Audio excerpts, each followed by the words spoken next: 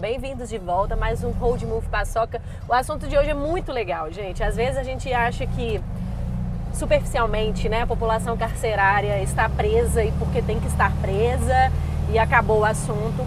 Mas quando você entra lá dentro, certamente tem uma diversidade de pessoas, de personalidades, de fatos e de histórias, né?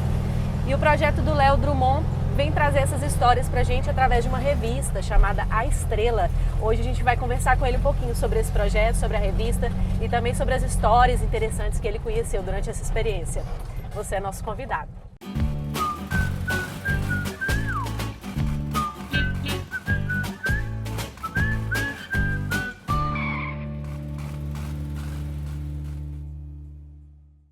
Primeira coisa, eu queria entender por que você pensou, você teve essa ideia?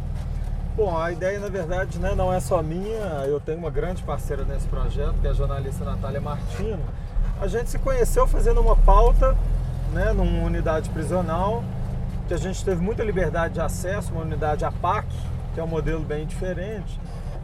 E a gente ficou lá dentro, ouvindo aquelas histórias, e aquilo mexeu muito com a gente. E pouco tempo depois, eu tive contato com o responsável por oficinas profissionalizantes dentro de um presídio, né, próximo aqui em Ribeirão das Neves.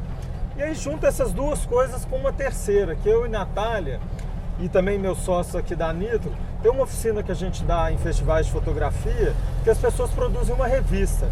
E a gente via que era uma coisa muito rica, você discutir um tema, pensar sobre ele, produzir conteúdo e materializar numa coisa física, numa obra. Sim. Então uma coisa foi somando a outra e a gente pensou em levar isso para o sistema prisional.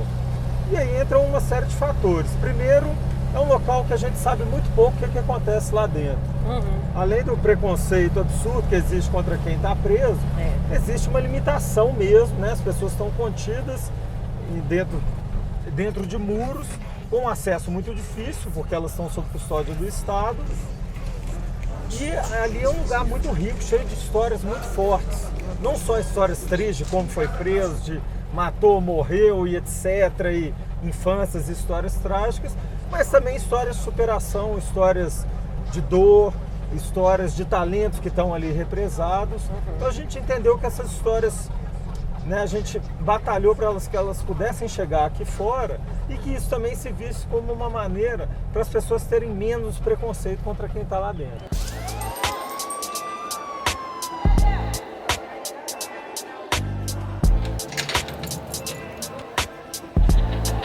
Qual que foi a logística de vocês para acabar nessa produção das revistas, que já são 5 edições? O processo, a revista, no fundo, ela é o fim de uma etapa, né, que começa com aulas de fotografia, com aulas de texto, com aulas de vídeo, que a gente dá dentro da unidade prisional. Né? Do ponto de vista prático, a gente ficou uma semana passando o dia inteiro com essas pessoas, além de dar essas aulas, que é a primeira parte, né, do processo.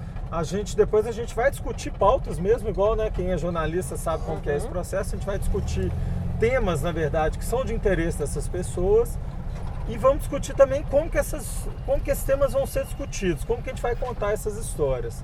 A partir daí a gente vai emprestar câmeras e essa é a parte mais difícil de conseguir, né? Imagina, você entrar com câmeras dentro de um presídio. Sim. E aí essas pessoas vão fotografar, vão escrever essas histórias e a gente vai estar ali muito mais, né, auxiliando e ajudando do ponto de vista técnico, mas é importante que tudo vai ser fotografado, tudo vai ser escrito. Essas histórias todas vão ser contadas por esses homens e mulheres que estão cumprindo pena lá dentro e que participaram, né, dessas aulas também. Você consegue passar as noções básicas de fotografia para eles usarem essas técnicas? Conseguimos. É intenso isso, até por isso a gente opta por dar aula de fotografia no primeiro dia e dependendo da unidade prisional, né, tem várias que não autorizaram, mas teve algumas que autorizaram, a gente já deixava as câmeras com eles full time, para eles poderem praticar bastante. Eram câmeras digitais? Câmeras fotográficas digitais, mas câmeras fotográficas mesmo. Profissionais, né? E eu sou super chato com a galera, não deixo usar no ajuste automático, porque entendendo que eles têm que bater cabeça mesmo e aprender. É lógico, né? Se fosse no automático aí, não sei. Mas exatamente. Pode ter muita coisa de personalidade também nessa própria configuração aí, de luz e tal. Que histórias que você... Assim, eu sei que deve ter milhares, né? Porque você já fez 5 edições. Mas você lembra de alguma história marcante para você, de algum desses detentos? Vou pegar um exemplo que é a história, né, da Grazi, que é uma história muito dura. O padrasto dela matou a irmã dela na frente dela, porque a menina chorava demais, matou de uma maneira brusca. Aí ela saiu de casa, virou moradora de rua e nesse tempo inteiro estupros e etc. Então uma história que nos marcou com uma carga muito forte. Agora, o que eu queria te perguntar também é que você esteve em 2 unidades prisionais de mulheres, né, femininas? Isso, exatamente. Eu li algumas histórias, você acabou de contar de uma também, mas assim, eu achei muito pesado, cara. Esse lance das mulheres terem filhos e os filhos irem embora com 1 ano de idade. Como é que foi a sua experiência lá? Teve um outro projeto que a gente fez nesse contexto de unidades prisionais, que foi um presídio só para gestantes e lactantes. Ele não foi esse projeto de revista, foi uma outra perspectiva, né? Foi eu e Natália frequentando essa unidade durante 1 ano e fotografando minhas fotos e textos da Natália, mas é uma unidade muito peculiar, porque você junta, é um paradoxo. A mulher vai presa. Se ela for presa e ela estiver grávida, ou se ela engravidar enquanto está presa, aqui em Minas Gerais, em algum momento ela vai para esse presídio, ela vai ter o filho, não dentro da unidade, mas nesse contexto de cumprimento de pena, e a criança vai passar o primeiro ano da vida com a mãe presa dentro da unidade.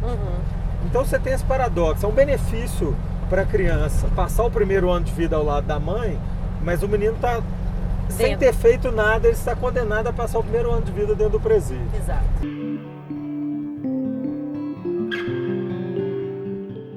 A família abandona muita mulher presa. Eu ia te perguntar isso, porque eu vi escrito na revista que as mulheres são sempre visitantes dos maridos carcerados, mas que quando elas são presas, ninguém vai. A gente foi nesse presídio que a gente fez esse trabalho, Os das Grávidas. Gente, o dia da visita foi o dia mais triste que a gente passou lá. E um dia de visita do presídio masculino, eles chamam de Natal. É uma alegria, menino correndo para todo lado. Comida. É comidaiada, os poucos que não recebem visita, geralmente vão sentar na mesa dos amigos, com os pais dos amigos, para não se sentirem sós. Da mulher, que isso, foi muito triste. Você ouviu pessoas com um discurso de preconceito com você quando você apresentou o seu trabalho eventualmente?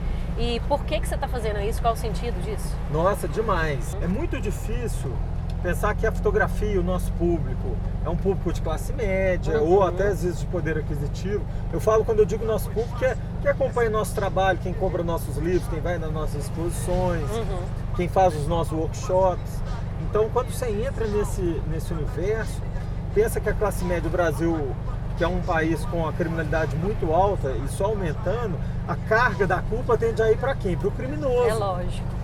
Né? Eu odeio o criminoso, eu quero que ele esteja preso. Então esse preconceito é muito duro. E discurso de ódio, né, Léo? De ódio. Porque eu fiz um programa sobre linchamento virtual e eu acho que entra muito nesse aspecto também, que é, se você matou, você tem que ir pra cadeia mesmo. Bandido bom é bandido morto. Esse discurso muito ditatorial, né?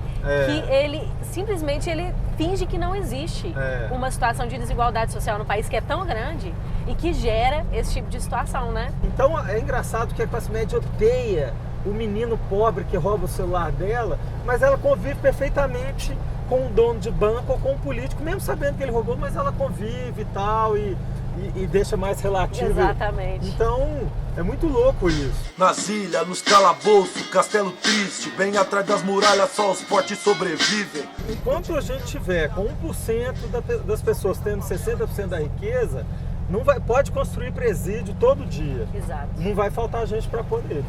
E é interessante porque eu vendo alguns conteúdos da revista, eu reparei que muitas vezes essas pessoas elas têm até um pouco de dificuldade, talvez, de elaborar textos assim, né?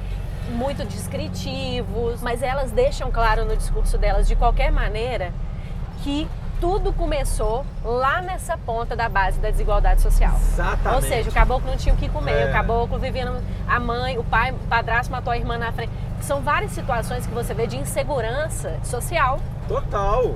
A gente está aprendendo, o recorte do presídio é um reflexo do Brasil. Teve um diretor de presídio que falou uma coisa comigo que eu não esqueço. Ele fala, Léo, como é que vocês querem a sociedade que a gente vai... Vamos supor que o cara vai ficar lá comigo, é o presídio masculino, grande. Vai ficar comigo 4, 5, 10, 15 anos. O cara, quando chegou lá, já tem 18 anos para trás a vida dele que deram muito errado. Como é que eu, com essa unidade, do jeito que ela é estruturada, vou consertar em 2 anos os 18, os 20, os 30 que foram totalmente errados? Muita força, Jornalistas tem né, aquele velho hábito antigo de falar: ah, mas você tem que ser imparcial, você tem que ouvir os dois lados. Então hoje eu vou falar de uma vez, essa revista não é pra vocês não. Ela é o ponto de vista do cara. Exatamente. Não existe uma apuração do processo que o cara sofreu pra saber quem tá falando a verdade, não. Exatamente. É o cara falando dele mesmo. É importantíssimo você falar isso. Eles querem contar suas histórias. Eles têm um desejo muito grande, porque eles não têm outras oportunidades de contar que não seja falando com um delegado, falando com o policial, falando com o promotor e falando com o juiz.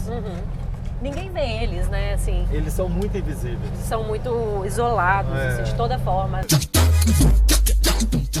Essa revista Estrela é muito linda, Léo. Como que o pessoal pode acessar? A gente tem o nosso site, que é o projetovoz.com. O Projeto Voz, ele reúne todas essas nossas iniciativas, como a Estrela, como Mães do Cárcere. Né? A gente disponibilizou todas as edições da Estrela para download, o PDF em alta e etc. Né? A gente, quem tiver interessado, pode nos procurar ou pelo site ou através da página do Facebook, que é o Voz Projeto. A gente distribui as revistas de graça, os exemplares que a gente ainda tem disponíveis. Então, né, o nosso interesse é isso.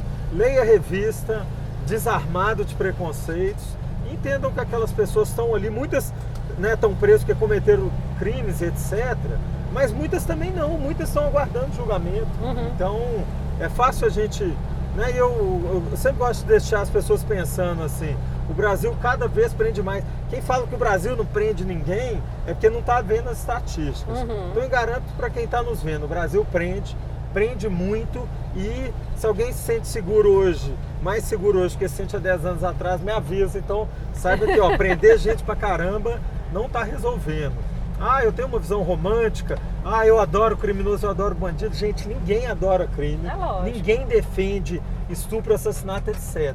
O que a gente defende é uma racionalidade.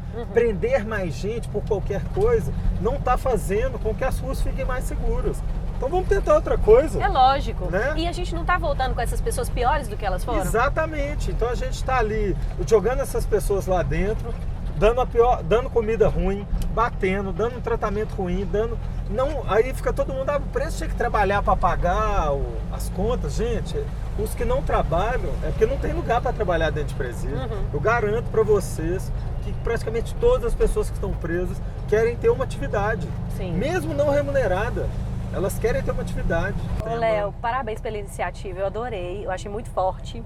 Valeu demais. Quando eu vi a das mulheres, então, eu fiquei bem chocada e bem doida pra você me dar os exemplares para eu poder ler as revistas. Eu te dei justamente o das mulheres na LGBT. Adorei. Muito obrigada por ter vindo no Paçoca. Muito obrigado pela oportunidade. Valeu demais. Adorei dar entrevista no Fusquinha. Vocês estão em busca ainda de fazer outras edições? Demais. A gente está com um projeto aprovado em lei, você sabe que a via sacra é difícil demais. Mas se tudo der certo a gente conseguir, a gente vai fazer mais 5 edições, dessa vez prevendo de fazer em algumas unidades prisionais fora de Minas Gerais. Ótimo, legal demais. Tchau, gente. Valeu, Beijo. gente. Foi um prazer estar aqui. Até a próxima.